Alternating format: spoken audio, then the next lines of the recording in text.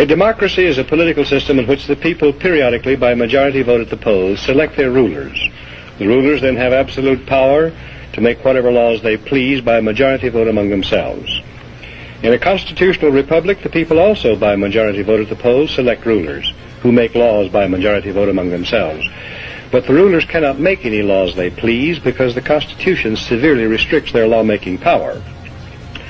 The ideal of a democracy is universal equality. The ideal of a constitutional republic is individual liberty. In this century, great strides have been made toward the goal of subverting our republic and transforming it into a democracy. The foremost tactic of the subverters is subversion of language.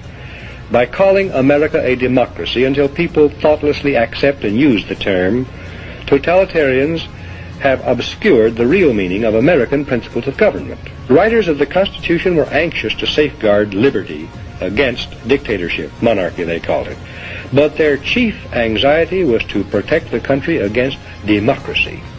Edmund Randolph, delegate to the Constitutional Convention from Virginia, said the general object of the convention was to provide a cure for the follies and fury of democracy.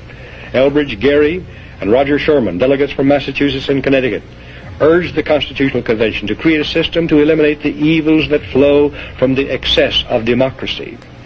Alexander Hamilton, delegate from New York, said, "We are now forming a Republican government. Real liberty is not found in democracy. If we incline too much to democracy, we shall soon shoot into a monarchy." John Adams, one of the giants of the American Revolutionary period, said, "Democracy will envy all, contend with all, endeavor to pull down all.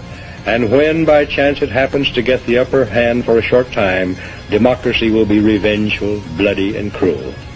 America was founded not as a democracy, but as a constitutional republic. We pledge allegiance to the republic, for which our flag stands, not to a democracy.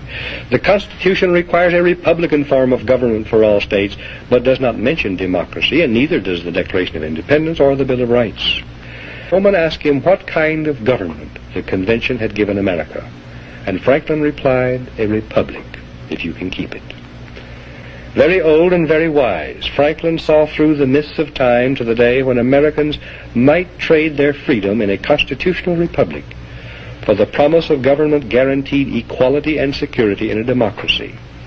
And beyond that, to the day when democracy inevitably degenerates into dictatorship, guaranteeing nothing but poverty and serfdom for the people it robs and rules.